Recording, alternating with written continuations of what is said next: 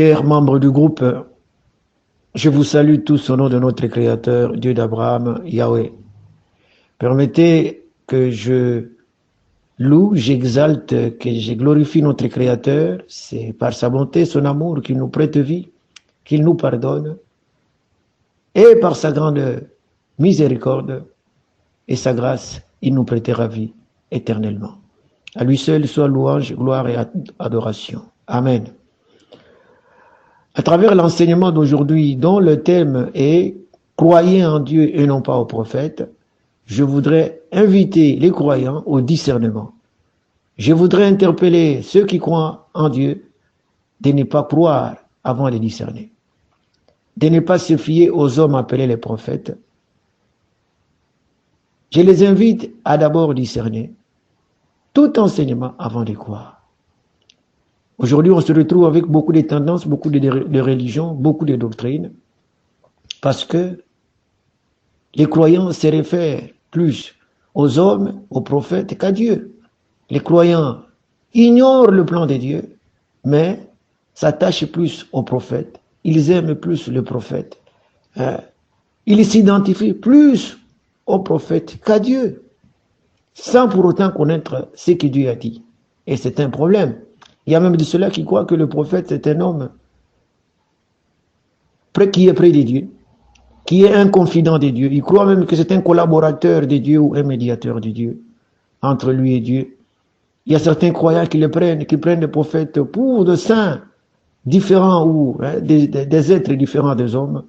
Et pourtant, le message de Dieu, la parole de Dieu est claire. Un prophète est un homme comme tous les autres, faillible, pécheur, comme tous les autres. Voilà pourquoi il est capital, chers croyants, de discerner tout enseignement avant de croire. Voilà, il est capital, avant de continuer, de donner quelques éléments sur la mission du prophète. Un prophète, par définition, c'est quelqu'un, un homme ordinaire, choisi par Dieu, en qui Dieu a mis son esprit. C'est l'esprit qui permettra au prophète de communiquer avec Dieu, et ainsi le prophète deviendra son messager. Parce que sans l'Esprit Saint, sans l'esprit de prophète, un homme ne peut pas être prophète. Alors si vous connaissez quelqu'un qui s'est présenté devant vous comme prophète, sans faire preuve de l'esprit de prophète en lui, il y a un point d'interrogation. Et puis l'esprit de prophète ne vient pas comme un visiteur et puis il répare, non. L'esprit de prophète vit avec le prophète. Donc, si quelqu'un vous s'est présenté devant vous, sans faire preuve de l'esprit des prophètes en lui, il y a un point d'interrogation. Un deuxième élément, c'est que un prophète est envoyé par rapport à un accord conclu préalablement. Dieu n'envoie pas un prophète comme ça au hasard, comme certains croient qu'il vient, il envoie des prophètes à toutes les nations. Non. Avant d'envoyer un prophète, Dieu prend soin de faire un accord, soit avec un peuple ou un groupe de gens ou avec une nation. Ce n'est qu'après l'accord que Dieu envoie un prophète. Si un prophète s'est présenté devant une nation ou un peuple, avant que Dieu ne fasse l'accord avec ce peuple, chers frères, il y a un point d'interrogation. En tout cas, Dieu fait toujours un accord d'abord et après il envoie un prophète. Un troisième élément, c'est que quand un prophète est envoyé pour la première fois à une nation, Dieu prend soin de présenter ses prophètes à travers des signes, à travers des témoignages. Dieu envoie des témoins indépendants pour aller témoigner que ce prophète réellement vient de Dieu. Dieu justifie ses prophètes et les prophètes aussi. Dans tout ce qu'il dit, il ne peut pas s'écarter de ce que Dieu a dit dans les accords. Parce que c'est pourquoi il est nécessaire qu'il y ait un accord avant l'envoi du prophète. Parce que le prophète viendra parler de l'accord. Hein? Donc ce message va se fonder sur l'accord préalable. Donc, si vous connaissez un prophète qui s'est présenté devant vous, sans un signe de la part de Dieu, sans aucun témoignage de la part de Dieu, ou si son message est contraire aux accords conclus préalablement, donc ce prophète-là est un prophète douteux. il y a un point d'interrogation derrière sa mission. Alors, pour justifier ce que je venais de dire, je prendrai un exemple. C'est un cas de quelqu'un qui fut envoyé à une nation pour la première fois. Et lui était vraiment un vrai prophète. C'est le cas de Moïse. Moïse fut envoyé aux enfants d'Israël, c'était pour la première fois. Nous avons dit qu'un prophète doit avoir l'esprit de prophète. Il est écrit dans le livre des Nombres, chapitre 11, verset 25, que Moïse avait l'esprit de prophète. On a même pris une partie de son esprit, on a donné aux anciens qui étaient avec lui, il commençait à prophétiser. C'est bien écrit. Donc Moïse était vraiment un prophète de Dieu. Deuxième élément, nous avons dit que la mission d'un prophète doit se référer à un accord préalable. Dieu n'envoie pas comme ça des prophètes en désordre. La mission de Moïse se référait à l'accord entre Dieu et Abraham. Dieu a dit à Abraham, Genèse 13, 15 et 15, 13, que sa postérité passera, séjournera dans un pays étranger en servitude. Dieu ira prendre cette postérité et lui donnera le pays promis à Abraham. Dieu a parlé de Moïse parce que c'est lui qui est allé prendre physiquement, c'était Moïse.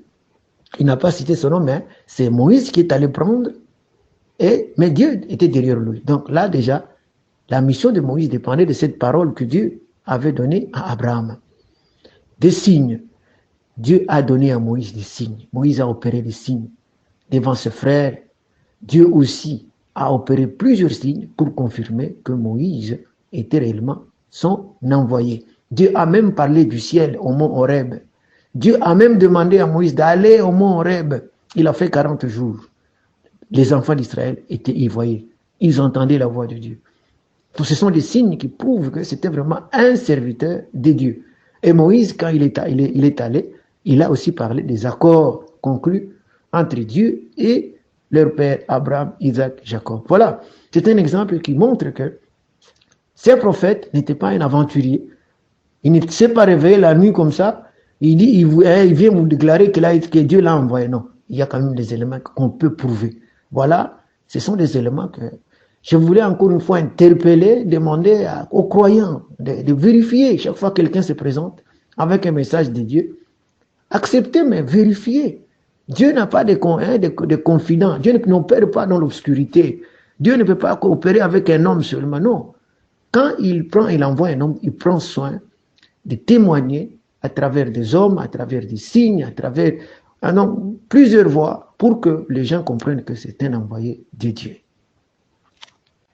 Je voudrais interpeller les croyants à ne jamais prendre un prophète pour un collaborateur avec Dieu, pour un homme spécial, pour un saint.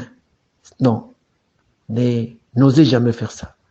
Dieu n'a pas de collaborateur, Dieu Yahweh n'a pas de médiateur. Toute créature est un serviteur de Dieu. Lisez Psaume 89, verset 6, il est dit que au ciel, il y a des grands serviteurs de top niveau, les anges qui sont au ciel, aucun n'est comparable à Dieu. Tous sont des serviteurs. Alors quand vous prenez un homme, un pécheur, que vous assimilez ou vous faites d'un homme un médiateur, en tout cas c'est un péché grave. Devant Dieu, toute créature est son serviteur. Je vais vous donner un exemple pour illustrer ça. Prenons le cas de Moïse. Moïse parlait avec Dieu. Moïse a été utilisé par Dieu pour faire des grands miracles, pour montrer la main puissante de Dieu. Mais quand Moïse a failli à l'instruction de Dieu, il a été puni.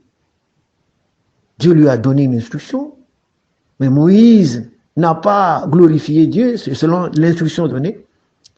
Devant les enfants d'Israël, Dieu l'avait puni.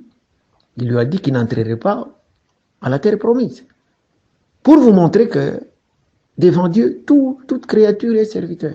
Alors si vous prenez un prophète pour un homme qui est proche de Dieu, vous vous trompez. Vous vous trompez, chers frères. Il y a beaucoup de cas dans la Bible, des prophètes à qui Dieu a donné l'instruction. Quand ils ont failli, ils ont été punis. Pour vous montrer que Dieu ne peut pas être comparé ou approché avec une créature. Faites attention dans vos croyances, ne prenez pas un prophète pour quelqu'un qui dit tout vrai. Acceptez le message, mais vérifiez son message avant de croire. de crainte d'être puni un jour. Voilà, pour l'instant, je veux interpeller tous ceux-là qui croient, non pas suivant la vérité, mais qui croient parce que tout le monde croit, qui dépendent de la majorité, qui veulent plaire à la famille, aux parents, à la société. Attention, mes frères. Ce qui compte devant Dieu, c'est la vérité. Ce n'est pas la majorité. Devant Dieu, la majorité ne compte pas. Devant Dieu, c'est la vérité qui compte. Et la vérité, c'est sa parole. Prenez le cas de Noé, Genèse 6, 9. Il est dit que Noé était le seul intègre de sa nation. Noé. Le seul juste. Quand la sanction est tombée, Dieu n'a pas regardé le nombre des injustes, des impies. Seul Noé et sa famille, en tout 8 personnes, ont survécu. Et tous les autres, Dieu les a punis. Pour vous dire que devant Dieu, ce n'est pas la famille, ce n'est pas la religion. Ce n'est pas ça qui compte devant Dieu, c'est la vérité. Un autre cas, les enfants d'Israël. Moïse avait envoyé un groupe de gens pour aller explorer la terre promise.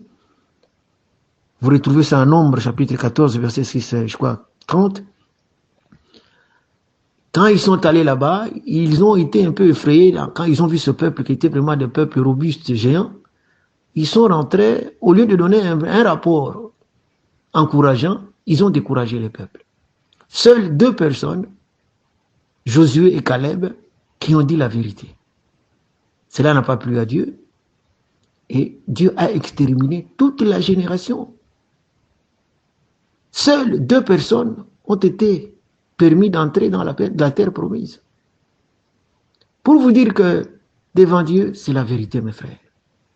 Non, ne croyez pas que parce que vous êtes dans une grande religion, tout le monde va dans cette religion-là, que vous serez sauvés et que vous plaisez et que vous êtes en accord avec Dieu. Non.